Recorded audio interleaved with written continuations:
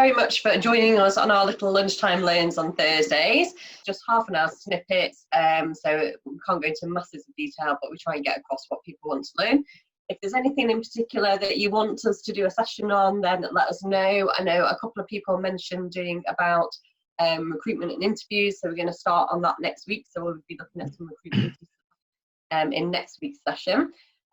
Also, if you've missed our little videos, then catch up in the group. But just to recap very quickly, we had when we launched at the beginning of March, we said we'd do a launch price of $39.99 per month for probably about 6 weeks or so, and then it would go up to sort of $59.99.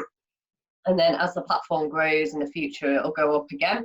But anybody that's not one of our founding members, and I think we've got a couple of our members on this afternoon, which is great to see, but anyone that keeps with us will, as a founding member, will keep their $39.99 launch price for as long as they are with us. So it's a great opportunity to get involved if you're not already involved. As a member, as a founding member, you'll also get 30% off any courses or events that we do in the future. We've got a little mini coaching course that'll hopefully come out.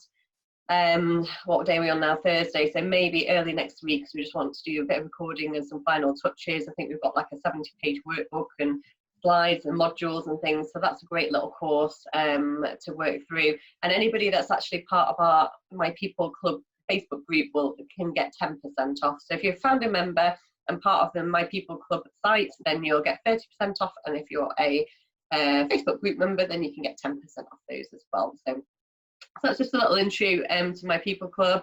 Like I say, we're an online platform for all HR professionals, coaches and trainers. We are doing loads of really good stuff. We're building up content. We're nearly ready for the next masterclass to come up. There's already 4 or 5 now, actually, masterclasses up on the site that you can work through. So it's like a mini video series. You get a workbook, you get a quiz at the end, you get certificate of achievement. So all those things are in there ready for you to go. But in the meantime, if you can't afford it or you're not quite sure, then these lunchtime learns are free and we'll be doing them every week. So let's kick off. Today's subject's all around emotional intelligence. Now, we just thought this was really important to do right now because people are being emotive as we're kind of going through this coronavirus, as we're going through the lockdown, trying to respond to an increase in communications from different social media groups, trying to work out what it means for our business. And it impacts us emotionally. And a lot of people are finding that actually at times their emotions are getting the better of them. And sometimes situations are occurring where they get triggered and they just say something in the heat of the moment and then regret it afterwards. And what we're finding also is when we think about what we want to say to different people, maybe we've got to give a difficult message to someone, that where we're experiencing people who are letting their emotions get the better of them, it means we tend to hold back a bit and we tend to think more and more about how we should say something to someone and what we should say, because we're a bit worried that we might offend them, we might upset them. And the same is happening with us. People will be holding back a bit if we're not in control of our emotions and in control of what we're saying and how we say it back to people. So really now is a more important time than ever to be in control of our emotions and choose how we respond to different people in this situation. Now, what we'll cover in this session is principally 3 things, which are all related to emotional intelligence. First thing will be about the importance of self-belief and particularly self-regard when it comes to EI. We'll think about and give you some tips in terms of how you can manage your emotions reactively and proactively. So we'll give a couple of examples where these situations might come up where you need to do this. And then we'll finish where we look at how do we create an environment where we can communicate openly and honestly so that we improve our relationships with people and mean we can be honest with people and we can tell people if we're feeling a bit aggrieved or upset or angry, but we can do it in a constructive way.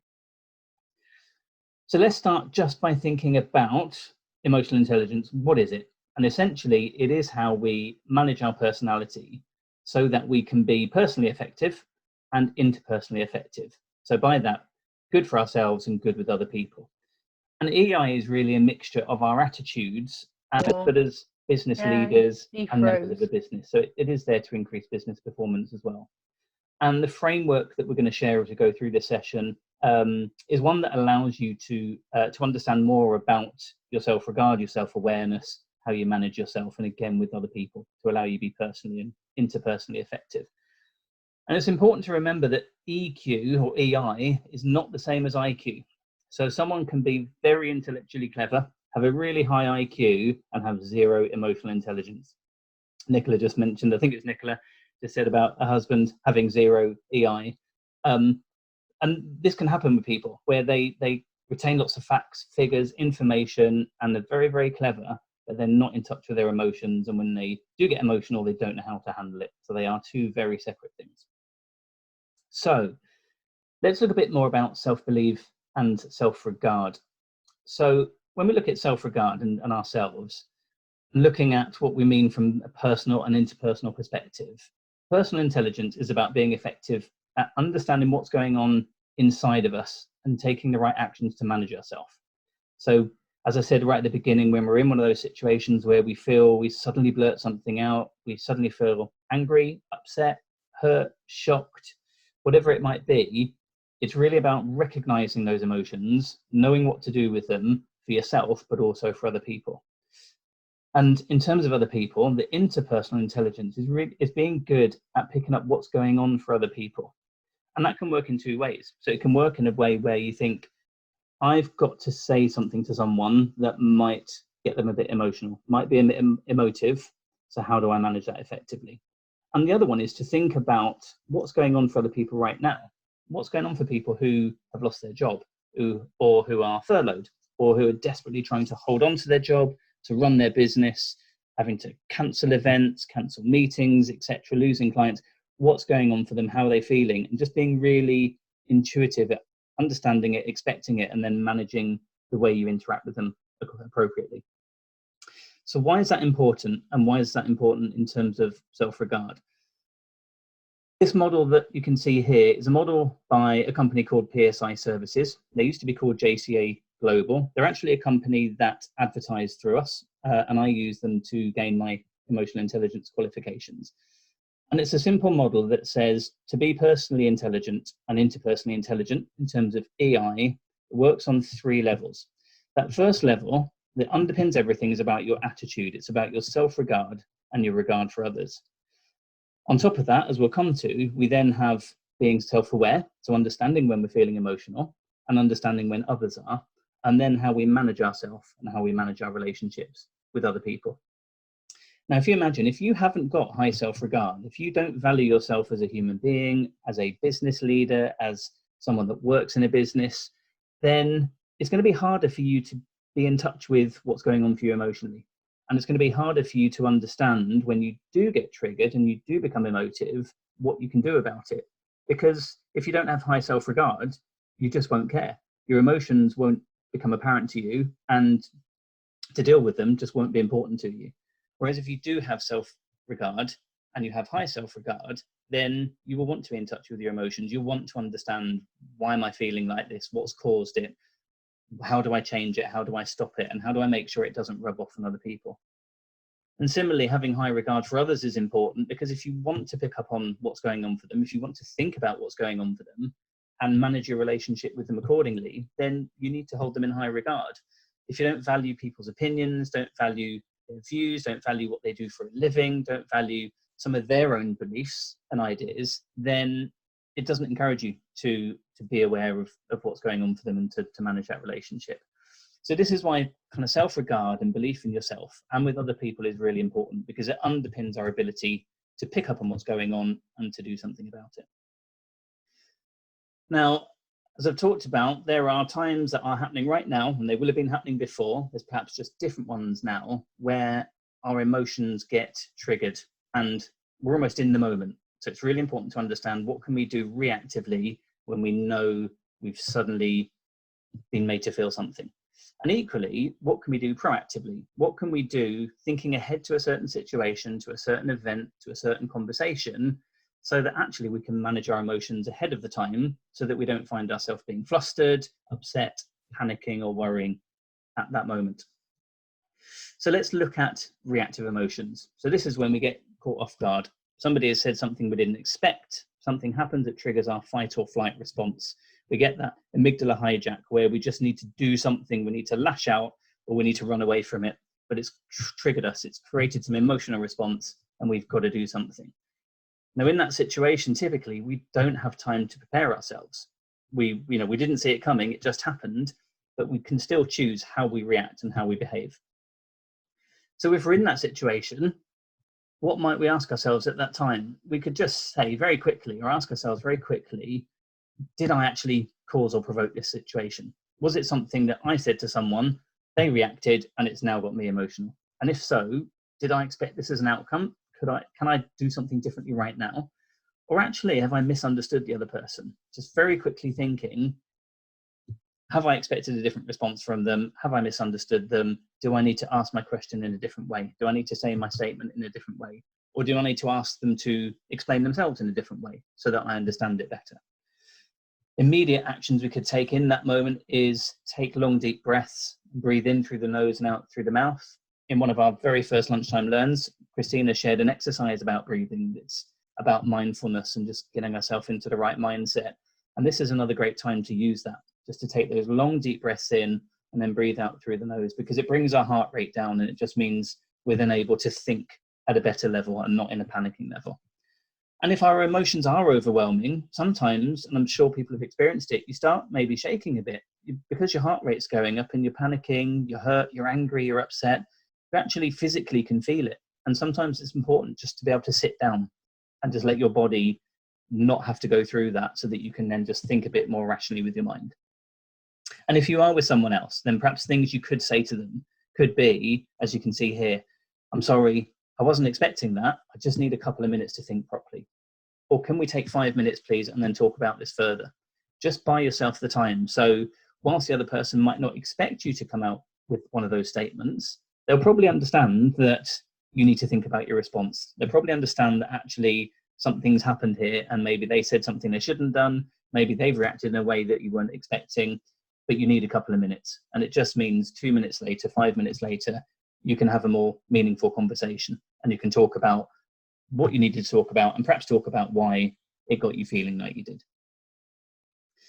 Now, in terms of proactive emotions, these are things like an interview that you know you've got for a new job, or you've got an important meeting with a prospective client, or you've got to do a presentation to someone. These are events that will happen ahead of time. You know they're going to happen, they're booked in, but they will make you emotional, because I can guarantee if I've gone for an interview for a new job, my heart rate's going, I'm feeling warm, I'm panicking. Have I remembered all the answers I prepared? What if there's 3 people in the interview? How do I make sure I look at all of them? Do I sit up straight? Do I not? Do I have water? Do I have coffee? Do I say I rather than we? All those kind of different things will be running through my mind and racing through them. And if I'm going in to present to a prospective client, and it's really important to me in my business, guaranteed I'll be feeling nervous, and I want the technology to work, and I want the slides I've prepared to be really good. So these are things I can think about in advance to make sure that I get all that emotional stuff out the way now, and that I'm prepared, so that when I am at that interview, I am at that meeting, I'm giving that presentation, I'm ready for it. I knew this was going to happen. I knew how I'd feel emotionally, and I've actually done something to prevent it. So what can we do to get ourselves ready in advance? Well, if you're at an interview, or maybe you're shortlisted for pitching to a business, then rather than worry about everything, do remind yourself of the positive reasons why you've been selected for that interview, or why you've been selected to go and pitch, or why you've been selected to present to someone, or present to your team, or present to the business. There'll be really good reasons why you were chosen. It's worth remembering those. Make sure you plan in time to prepare for your interview, maybe rehearse a presentation, maybe practice your pitch to a friend or to a colleague, just so they can give you some feedback, so that you know when you finally go to do it, you've ironed out all those things that didn't land so well, and that what you deliver is absolutely fantastic. And it'll help you feel more confident and more in control of what you're saying. And also think about the things that can suddenly make us quite panicky at the last minute. Now, I run training courses, and I know through bitter experience, sometimes the Wi-Fi is really bad in the room, and the video I want to play just doesn't want to play because it's not downloaded. And I've seen it with other people. Or I get to a meeting room and there's no projector. So it's great that my slides are brilliant and they're going to work, but I've got no way of displaying them. Or the room's not big enough, or the catering isn't organized. Things like that can go wrong will make us emotional and make us panic and make us worry. So do what you can to think about all those things that could happen and could go wrong, and mitigate them. Make sure they're booked in, make sure they're tested, make sure you ask all the questions of a venue or whatever it might be. Now, on the day leading up to whatever might be going on, And even in the minutes beforehand, again, do some of that breathing exercise. Take those long, deep breaths in. Breathe in through the nose and then out through the mouth. And maybe stretch a bit as well, just so if there is any tightness kind of in your shoulders or anywhere, just have a stretch, make sure they're a bit looser so that you feel more relaxed as well. And take the time, if you can, just to walk around a bit. Just pace around.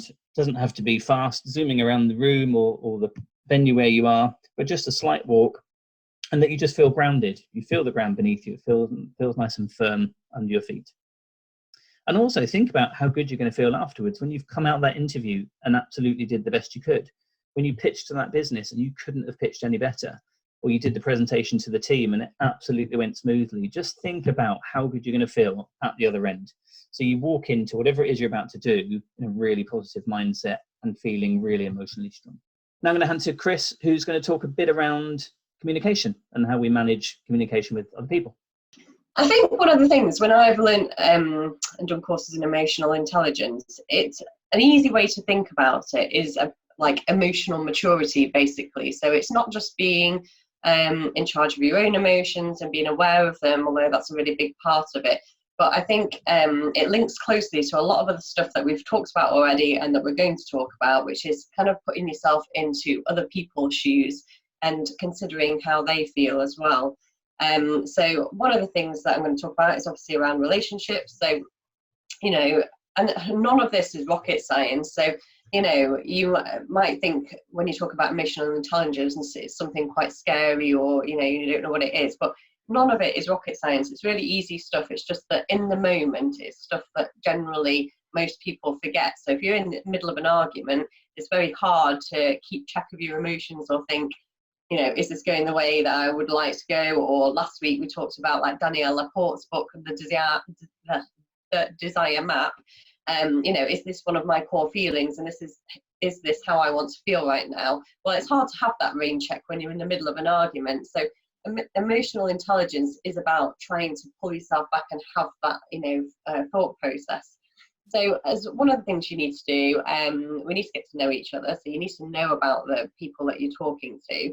And we need to try and be as open and honest as you can be. So, you know, like for James and I, we're business partners, and if one of us is, you know, tired, we can tell each other, or, you know, if we're fed up, or, you know, as we were trying to get everything ready for launch, you know, quite stressed, you know, and it's about being able to have those open and honest conversations. It might be having a conversation with your partner. I know, especially since lockdown, I have had, you know, a few of those conversations, like, you know, when you leave all your pots in the sink when there's a dishwasher right next to it, it triggers me. It really triggers me. So just put it straight in the dishwasher. So I'm sure a lot of you are having those conversations, and it's about trying not to, like for me, I could just easily go in a mood about it, which has happened on occasions, or getting stressed about it, but actually just trying to have that, you know, and for me, I always try and put it in a jokey way. So, you know, my partner in particular doesn't like being told what to do. So you have to try and do it in a jokey way. But it's trying to have that awareness of how other people react as well. And that's a big part of emotional intelligence. You need to be consistent in your behaviors. So, you know, there's no point one time when someone says one thing to you, you react in quite a you know, relaxed way, and the next time, whether it's, you know, you're just in a bad mood, or you might be hormonal or whatever, you totally react in a different way. And yes, so yes, household chores are quite triggering. I think that's probably the biggest trigger we have in this house, because we are, and you find, like, I'm completely the opposite end of the spectrum to my partner Chris. So, you know, and that's partly the way I was brought up. So I was brought up in a very neat and ordered house, and that's the way I like it. You know, I like to walk in a room and everything's in its place. I don't like clutter everywhere. And I feel relaxed. You know, I really feel relaxed when I walk into a room like that. Now, after I come down in the morning and Chris been in there with kids, dogs, you know, there's stuffing everywhere where the dogs have ripped up a toy, that does not make me feel relaxed. So, you know, it's about trying to have those things. So now Chris will try and, you know, tidy up before, you know, they exit to the room, and trying to have a few rules in place. So don't be afraid to show emotions. And I think that's another big barrier, particularly for couples. You know, sometimes afraid of saying something that might upset the other person, or that would be taken in the wrong way, or it could be with friends or family members or whoever it is. Even work, if you're a consultant like I am, you have to manage and be very careful about how you broach something that perhaps you don't agree with that the client's doing. So it's about managing your own emotions, and it's being aware of how the other person on the receiving end might take it and might react to it. So as it says on the slide, how are they going to take the message? What else might be going on for them right now? So, if they're in the middle of something, if your client's in the middle of doing furloughing all the staff, it might not be the correct time to talk about a training program that's not going to happen until next year. So you have to pick your moments, and emotional intelligence is all about having that maturity to do all these things. Now, I don't know if you can see that, but a book that I read actually, and this is probably a few years old now, actually, I don't know how old it is, but Daniel Goleman is one of the leading experts on emotional intelligence, and this is a really good book actually about emotional intelligence. So you can get them dead cheap off eBay and stuff now, and I think he does them as audios as well now. So Daniel Goleman, Emotional Intelligence, is a really good book to get if you're quite interested in this subject. But it's not really just about emotional intelligence as such. It's more, it is a lot of it. It's about behaviour and how you react to things. Another good book I found was one by Tony Robbins. So one of his first books that he wrote, it was a red one, I think it's called Awaken the Giant. And he talks in there about, oh good, I'm glad you've read it as well, Nicola. He talks about the way you react to things. So he basically talks, because he was talking about couples at the time, that you take things in, you take it in by seeing, hearing, feeling, so all your NLP stuff. And couples, when you first start going out with somebody, you do everything, like you see them all the time, you might buy them presents, you send them really nice texts, you cuddly, all that sort of stuff.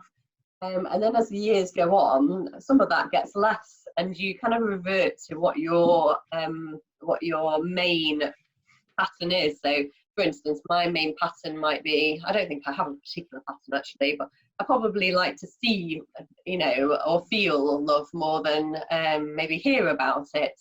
Now, actually, that's not true. I like to hear the words, so maybe let's reverse that a little bit. So I might say to Chris, "Oh, I really want you," and he's rubbish at telling me, that he loves me or whatever, because he finds, like many men, finds it quite hard to verbalize things. And so he might not say, "I love you" all the time or whatever, but he will show it in other little ways. He'll just do little things that I like, or he might buy me a Heat magazine every now and again just to show that he's thoughtful. Now, and I recognize that as his way of showing love. But if I didn't, then I'd be like, well, does he love me? Because he never, he doesn't say it very often, or, blah, blah, blah. So it's about recognizing other people's patterns and how they deal with things. And actually, just because someone doesn't say it all the time doesn't mean that they don't mean it. And Tony Robbins, and he talks about it a lot better than I am now, but he sort of says, that's why a lot of couples end up like sort of splitting up or misunderstanding each other, because one person has got a particular, they really like to see displays of love, so they like to be bought presents, or they like to be, shown wild displays, and if they don't, they think, well, I didn't love you, but actually he's been telling you every day for 10 years. So so all these ways are different ways as to how, different emotional patterns are being mismatched. So it's really a good thing to try and be conscious of those things. So that's a half an hour into emotional intelligence, as I said, using one of the models that comes from a company that we've got on board, MyPeopleClub, who advertising their services with us.